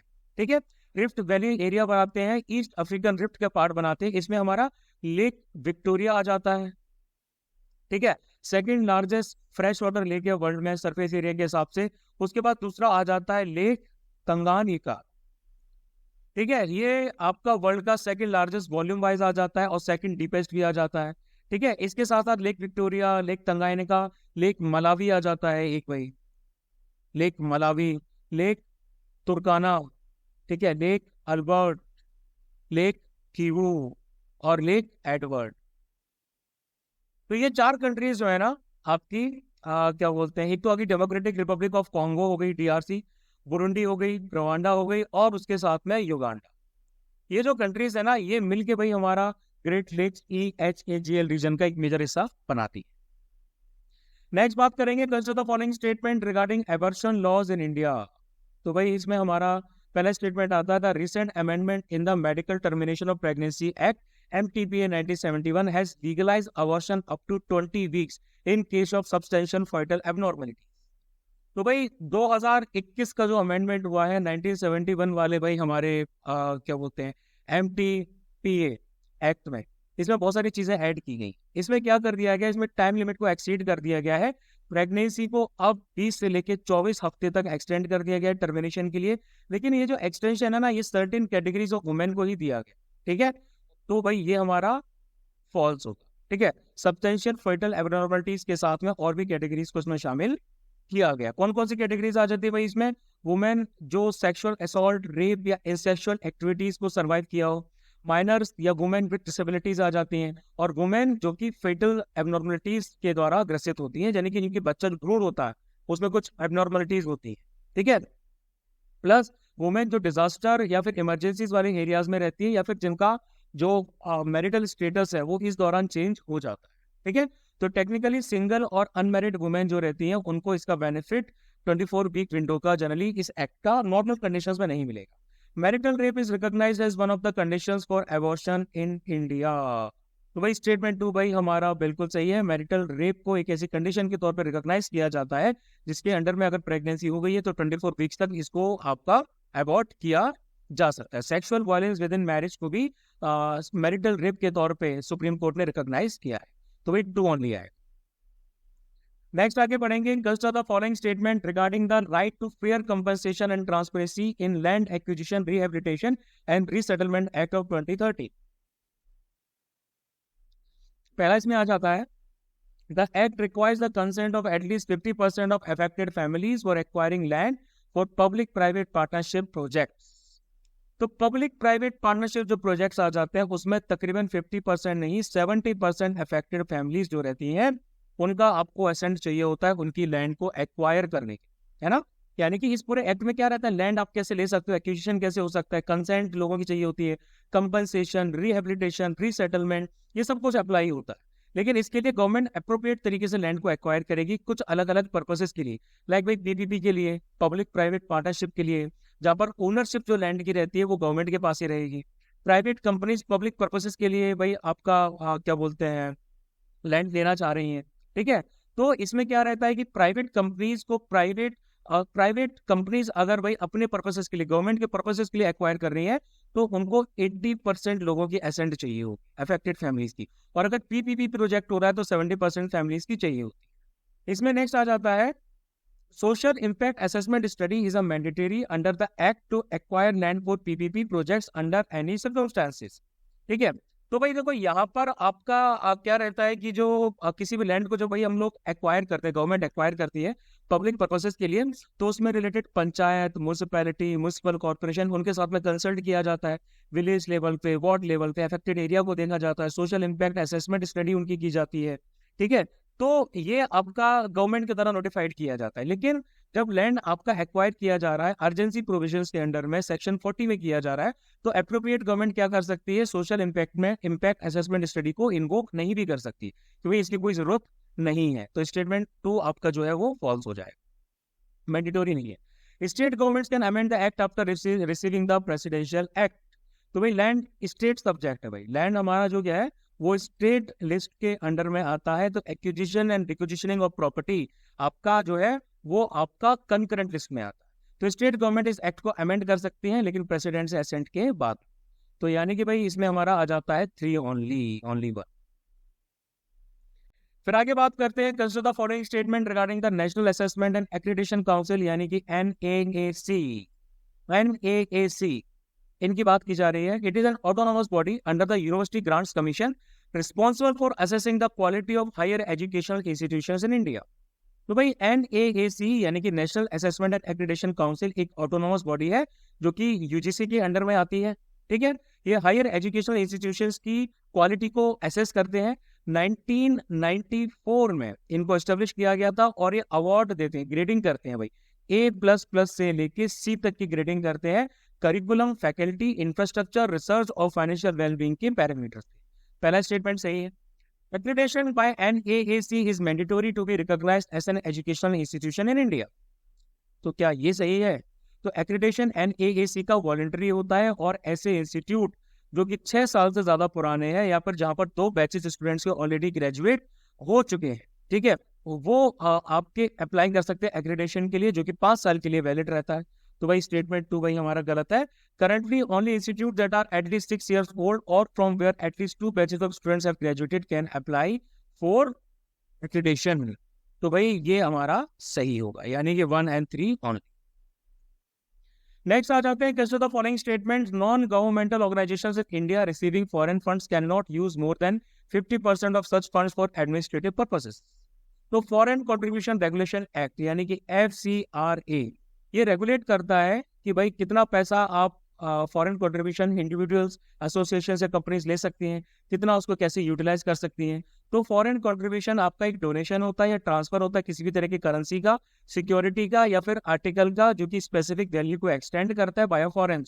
इस एक्ट के अंडर में कोई भी पर्सन, एंटिटी, NGO जिसको फॉरेन कंट्रीब्यूशन मिल रहा है वो उसको स्पेसिफिक पर्पस के लिए यूज करेगा जिसके लिए कंट्रीब्यूशन उसको मिला है। फर्दर 20% से ज्यादा जो भाई उनका फंड है ना, इसको 2020 में अमेंड किया गया था, वो एडमिनिस्ट्रेटिव एक्सपेंसेस के लिए यूज नहीं कर सकते। तो भाई ये फॉल्स हुआ। Public servants are prohibited from receiving foreign funds in India. तो भाई स्टेटमेंट 2 आपका बिल्कुल सही है भाई, आप नहीं कर सकते अगर आप पब्लिक क्या बोलते हैं सर्वेंट्स हैं तो 1 ओनली, नहीं सॉरी 2 ओनली। नेक्स्ट आते हैं, which of the following statement is are correct with regard to the Vaikom Satyagraha. तो 2024 में आपके पूरे 100 साल पूरे हो जाते हैं वैकोम सत्याग्रह के। चीफ मिनिस्टर ऑफ केरल और तमिलनाडु ने जॉइंटली सेंटेनरी सेलिब्रेशंस को ऑर्गेनाइज किया, इनॉग्रेट किया। वैकोम सत्याग्रह बेसिकली है क्या? पहला स्टेटमेंट आ जाता है आपका, it was a movement against untouchability and caste discrimination which became violent in later stages. तो देखो वैकोम सत्याग्रह आपका जो प्रिंसली स्टेट थे ट्रेवनकोर के, ठीक है, वहां पे आपका कास्ट सिस्टम बहुत हैवी तरीके से चलता था, ठीक है। लोअर क्लासेस हमारी जो आ जाती थी लाइक इजवास और कुलायास, ये जो है इनको क्या बोलते हैं, अपर कास्ट से दूर रहने को कहा जाता, ठीक है। इसमें प्रोहिबिशन नहीं हुआ करता था, आप टेंपल में भी नहीं घुस सकते हैं, इसके साथ साथ टेंपल के आसपास वाली रोडों पर भी आप नहीं चल सकते। 30 मार्च 1924 को भाई हमारा सत्याग्रह स्टार्ट हुआ। सत्याग्रही एक प्रोसेसन में जुलूस निकालते हुए फॉरबिडन पब्लिक रोड्स पर गए। उनको मंदिर से 50 यार्ड पहले, 50 कदम पहले रोक दिया गया। वहां पर एक बोर्ड लगा था कि भाई जो कम्युनिटीज हैं वो आप यहाँ पर ना आए। तो ये जो एरिया था पूरा वैकोम महादेव टेम्पल के आसपास वाला था, ठीक है। तो यहाँ पे भाई बहुत सारे नेता थे लाइक गोविंद पनिक्कर, ठीक है, बहुल्य जो थे, कुंजप्पा जो थे, उन्होंने प्रोहिबिशनरी ऑर्डर्स को वायलेट किया, डिफाइन किया। पुलिस ने उनको रोका। प्रोटेस्ट में वो तीनों के तीनों लोग रोड पर बैठ गए और फिर उसके बाद 3 वॉलंटियर्स 3 डिफरेंट कम्युनिटीज से आके हर बार उन रोड पे वॉक करते थे। 1 हफ्ते के अंदर जो मूवमेंट के लीडर्स थे उन सबको अरेस्ट किया गया और ये पूरा का पूरा मूवमेंट था नॉन वायलेंट था नेचर में। तो स्टेटमेंट फर्स्ट हमारा गलत होगा। The movement resulted in the passage of the temple entry proclamation act 1936। तो भाई 1936 में हिस्टोरिक टेम्पल एंट्री प्रोक्लेमेशन आपका साइन किया गया महाराजा ऑफ ट्रेवनकोर के द्वारा, जिसके जरिए एंट्री ऑफ टेम्पल्स पे ये पुराना जो बैन था वो हटा लिया गया। तो स्टेटमेंट 2 आपका सही है। Periyar E.V. Ramasamy provided leadership to the Vaikom Satyagraha. तो भाई E.V. रामास्वामी पेरियार ने वैकोम सत्याग्रह को 1924 में लीड किया। उनको टाइटल दिया गया वैकोम हीरो का उनकी लीडरशिप के लिए। बाकी लीडर्स भी आ जाते हैं, T.K. माधवन आ जाते हैं, K. केलप्पन आ जाते हैं और उसके साथ साथ P. केशवन मेनन आ जाते हैं। जॉर्ज जोसेफ और महात्मा गांधी भी वैकोम सत्याग्रह से जुड़े हुए थे, ठीक है। उन्होंने 1925 में इनको विजिट किया था। तो ये स्टेटमेंट भी भाई हमारा सही हो जाए, यानी कि 2 and 3 ओनली। चलिए अब बात करते हैं कंसिडर द फॉलोइंग पेयर्स, ठीक है। वाइल्ड लाइफ सेंचुरी आपसे पूछी गई है और किस स्टेट को बिलोंग करती है उसके बारे में पूछा गया है। सबसे पहला आ जा रहा है भाई हमारा देवरीगढ़ वाइल्ड लाइफ सेंचुरी। क्या ये उड़ीसा को बिलोंग करती है या नहीं? तो हाँ भाई बिल्कुल सही है, ये उड़ीसा को बिलोंग करती है। रिसेंट रिपोर्ट्स के हिसाब से देवरीगढ़ वाइल्ड लाइफ सेंचुरी जो उड़ीसा की है यहाँ पर हाई प्री डेंसिटी पाई गई। ठीक है, उसके बाद में उसके बाद में भाई हम आगे आ जाते हैं चिनार वाइल्ड लाइफ सेंचुरी तमिलनाडु। तो क्या ये तमिलनाडु में आपकी बिलोंग करती है? चिनार वाइल्ड लाइफ सेंचुरी आपकी मेरे ख्याल से तमिलनाडु में नहीं पड़ती, ये आपकी नीलगिरी साइड में आती है, ये आती है केरल। ठीक है, ये केरल में बिलोंग करती है, केरल की इडुक्की डिस्ट्रिक्ट में, और मुन्नार वाइल्ड लाइफ डिवीजन आ जाता है। ठीक है, यहाँ पर बहुत सारे ट्राइबल सेटलमेंट्स भी पाए जाते हैं, और और क्या है यहाँ पर बहुत सारी मतलब रागी वगैरह का प्रोडक्शन वगैरह भी होता है। ठीक है, फिर आ जाता है अमचांग वाइल्ड लाइफ सेंचुरी मणिपुर। तो भाई यहाँ पर इंडियन आर्मी ने एक यूनिक इकोसिस्टम जो है डेवलप किया है एलिफेंट्स के साथ को एग्जिस्ट करने का। ठीक है, तो ये मणिपुर में नहीं आता, ये आता है अगेन आपका असम में। ठीक है, तो ये भी फॉल्स, ये भी फॉल्स, एक ही भाई हमारा सही। नेक्स्ट बात करेंगे with reference to the alphabet T in the abbreviation chat GPT consider the following state. ठीक है, आपसे पूछा जा रहा है भाई अल्फाबेट टी का क्या सिग्निफिकेंस है। तो इट स्टैंड्स फॉर ट्रांसलेटर। तो भाई गलत है बिल्कुल। टी का जो मतलब है वो है ट्रांसफॉर्मर, ट्रांसफॉर्मर्स असेंबल। ठीक है, तो ये आपकी बेसिकली क्या बोलते हैं मशीन लर्निंग है, जिसमें ट्रांसफॉर्म मॉडल्स यूज किए जाते हैं, इसको बिलोंग करता है। सेकंड आ जाता है its main task is to translate a sentence from one language to another. तो भाई सेकंड स्टेटमेंट भी आपका बिल्कुल सही है, ट्रांसफॉर्मर का यही काम होता है, तो ट्रू ओनली। 47 की बात करेंगे हेक्साकोनजोल, फैन पैरोक्सीमेट, प्रोपिकोनजोल और क्विनाल फॉस। ये टर्म्स भाई न्यूज में हम देखते हैं, ये क्या आ जाते हैं। तो देखो भाई food safety and standards authority of India, इन्होंने मैक्सिमम रेसिड्यू लिमिट यानी कि MRL 5 पेस्टिसाइड्स के लिए डिसाइड की है, जो कि टी प्लांटेशंस में यूज किए जाते हैं। तो भाई यही भाई हमारे ये जो जिनके नाम मैंने अभी लिए हैं तो दोबारा नहीं लूंगा, इसमें एडिशनली एक और नाम आ जाता है, वो नाम आ जाता है आपका इमेमेक्टिन बेंजोएट का। ठीक है, ये सारे के सारे आपके यूज किए जाते हैं, मतलब newly discovered anti cancer drugs. ठीक है, यानी कि ये 5 पेस्टिसाइड्स हैं, बेसिकली देखा जाए पेंटिसाइड्स है, पेस्टिसाइड्स है। जैसे कि अगर हम इमेक्टी बेंजोएट की बात करेंगे तो फिर इसको लार्वा और जो इंसेक्ट्स होते हैं लाइक बटरफ्लाई, मॉथ और स्किपर्स, इनके लिए यूज किया जाता है कंट्रोल करने के लिए। हेक्साकोनजोल की अगर हम बात करते हैं तो इसको यूज किया जाता है फंगिसाइड के तौर। ठीक है, फिर उसके बाद में भाई फैन पायरोक्सिमेट और प्रोपिकोनजोल, इनको यूज किया जाता है भाई हमारे टर्माइट्स के लिए, व्हाइट फ्लाइज और साइलेट्स के लिए। ठीक है, और सबसे लास्ट में किनफोस जो आपके हैं, इनको यूज किया जाता है इंसेक्टिसाइड और एक्रीसाइड के लिए। ठीक है, तो बेसिकली ये नई discovered anti cancer drugs. Question number 48 की बात करते हैं, systematic voters education and electoral participation programme SVEEP is the flagship programme of which of the following. देखो नाम से पता चल रहा है इसमें कुछ एक्सप्लेन करने वाला नहीं है, इलेक्शन कमीशन ऑफ इंडिया का। He was a Indian painter born in Kerala, best known for uniting Hindu mythological subject matter with European realist historicist painting style. He was the first Indian artist to use oil paints, which were brought to India by the Britishers. His painting Hamsa Damayanti, which depicts the story of King Nal and Damayanti from Mahabharata, won the first prize at Vienna exhibition in 1873. British government awarded him with Kaisar-e-Hind gold medal in 1905. किसकी बात की जा रही? तो भाई April 29 birth anniversary है famed Indian painter Raja Ravi Verma.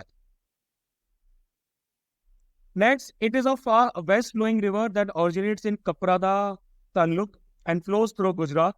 Recently, it was reported that fisher folks living on the banks of this river are in distress as chemicals from Vapi Industries destroy river cats.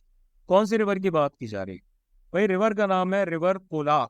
ठीक है, कोलाक जो मछुआरे हैं जो कि कोलाक river के आसपास रहते हैं, वो वापी इंडस्ट्रीज के द्वारा रिलीज किए जा रहे हैं केमिकल से काफी ज्यादा परेशानी में है, क्योंकि उनको मछलियां नहीं मिल पा रही हैं। ये जो रिवर है ये गुजरात में आती है, यानी कि वेस्टर्न क्या बोलते हैं इंडिया में आती है, और ये अरेबियन सी में उदावदा नाम की जगह है, वहां पर ट्रेड होती है। ठीक है, इसके साथ साथ इसका कनेक्शन आपका दमन गंगा रिवर से भी आता है मधुबन रिजर्वर के थ्रू, और ये वापी सिटी के नॉर्थ में फ्लो करती है।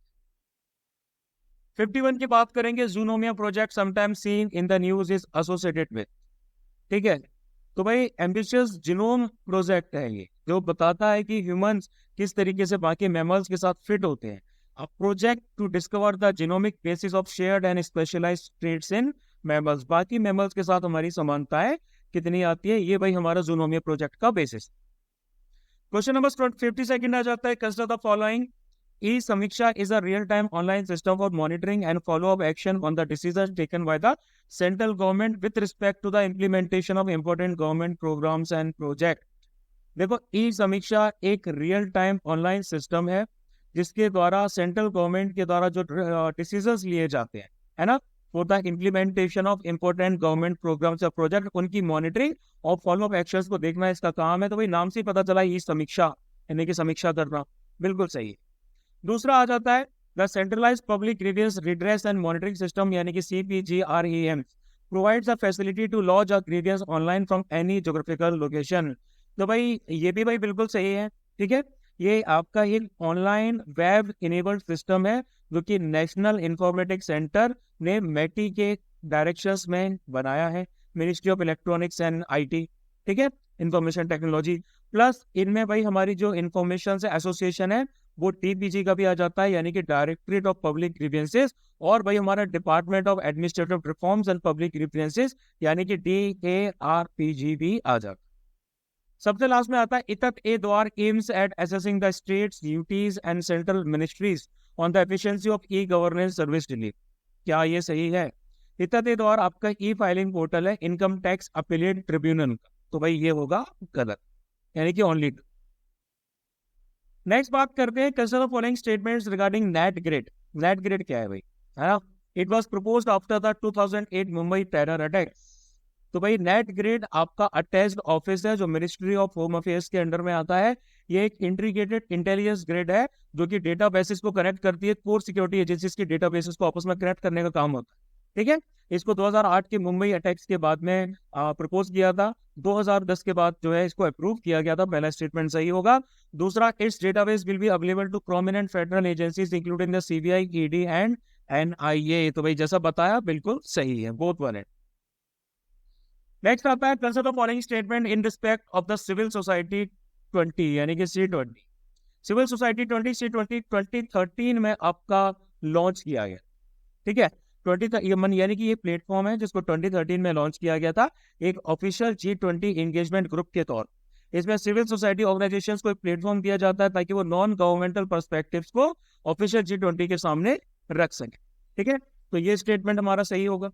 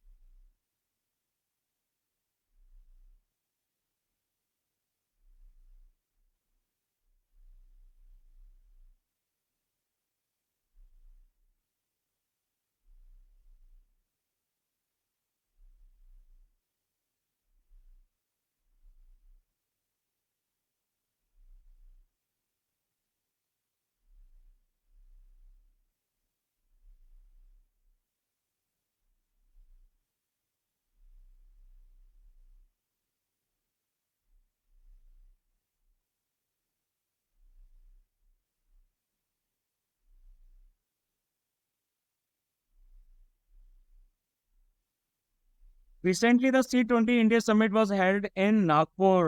क्या ये सही है? तो देखो, इंडिया G20 की प्रेसिडेंसी कर रहा है। 2023 में इंडिया ने G20 की प्रेसिडेंसी की है और C20 की जो समिट है वो आपकी जयपुर राजस्थान में होगी, ठीक है। तो नागपुर वाला ऑप्शन गलत है, फॉल्स, यानी कि 1 और। नेक्स्ट आ जाते हैं consider the following pairs. Sport और कंट्री के बारे में पूछा जा रहा है। सवांग क्या सिंगापुर को बिलोंग करता है? तो भाई ये तो बिल्कुल गलत है क्योंकि ये आता है इंडोनेशिया में, ठीक है। उसके बाद में एकता मालदीव में आता है। तो भाई एकता हार्बर जो है बेसिकली जो पोर्ट है आपका, ये Maldives national defence forces use करती हैं, और ये वाला ऑप्शन आपका सही है। चित्तगोंग म्यांमार में, तो भाई नहीं, चित्तगोंग म्यांमार में नहीं आता, ये आपका आता है बांग्लादेश। तो 1 पेयर ही सही है। अब उसके बाद में आ जाते हैं सबसे लास्ट क्वेश्चन पे, that is consider the following statements regarding national food security act 2013 NFSA. Antyodaya Anna Yojana households under NFSA are entitled to 5 kg of food grains per person per month. इसके बारे में क्या है? देखो भाई, जो कवरेज की और एंटरटेनमेंट की अगर हम बात करें एनएफएसए के अंडर में, तो जो अंत्योदय अन्न योजना हाउस होल्ड है, जो कि पुअरेस्ट ऑफ द पुअर की कैटेगरी में आते हैं, उनको टोटल 35 kg के जो फूड ग्रेन्स होते हैं वो पर फैमिली के हिसाब से दिए जाते हैं। ठीक है, साइज फैमिली का मैटर नहीं करता। प्रायोरिटी हाउस होल्ड जो रहते हैं, ठीक है, इनको 35 किलो मिलता है, लेकिन जो प्रायोरिटी हाउस होल्ड होते हैं उनको 5 kg पर पर्सन के हिसाब से पर मंथ में दिया जाता है। वो लेकिन डिपेंड करता है भाई आपकी फैमिली का साइज कितना। तो भाई ये वाला हमारा गलत हो।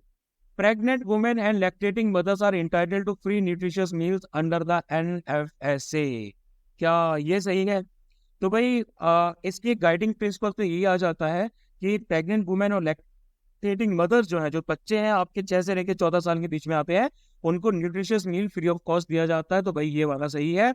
And cash maternity benefit of a minimum of ₹6,000 to partly compensate for the wage loss during the period of pregnancy is provided under the act। तो भाई ये वाला ऑप्शन भी हमारा बिल्कुल सही है। ठीक है, तो भाई यहाँ पे हम लोगों ने जो है वो कवर कर लिए आपके मई से लेके जून 2023 के करंट अफेयर्स। इसके बाद जो नेक्स्ट आपका करंट अफेयर आएगा इसी वीक में आ जाएगा। उस करंट अफेयर की मैगजीन में हम जुलाई से लेके अगस्त 2023 तक के करंट अफेयर्स कवर करेंगे। ठीक है, मतलब उनके एमसीक्यूज कवर करेंगे साइमल्टेनियसली। आपको पता है कि भाई करंट अफेयर्स की जो भाई हमारी मंथली जो सीरीज है वो चली रही है, वो सीरीज को भी गो थ्रू करते रहिएगा। देखो 2-3 चीजें आपको करनी है करंट अफेयर्स में अच्छे नंबर लाने के लिए। पहला तो ये है कि डिफेंस उस्ताद की जो मंथली मैगजीन्स आ रही है उन मंथली मैगजीन्स को गो थ्रू करते रहिए। ठीक है, प्लस हम लोग अब हमने अप्रैल से वीकली मैगजीन का कंसेप्ट भी स्टार्ट कर दिया, तो वीकली मैगजीन्स भी कवर करते रहिए। और ये जितने भी एमसीक्यूज आपको करवाए जा रहे हैं इनकी शीट्स जो है आपको सारी की सारी शीट्स आपको अवेलेबल हो जाएंगी। या तो आप टेलीग्राम ग्रुप को ज्वाइन कर लीजिए, टेलीग्राम ग्रुप की डायरेक्ट में लिंक डाल दूंगा। वहाँ के अलावा आप जो है सीडीएस की ड्राइव की जो लिंक है वो भी मैं डिस्क्रिप्शन में डाल दूंगा। उस ड्राइव पे आपको सीडीएस का सारा स्टडी मटेरियल मिल जाएगा।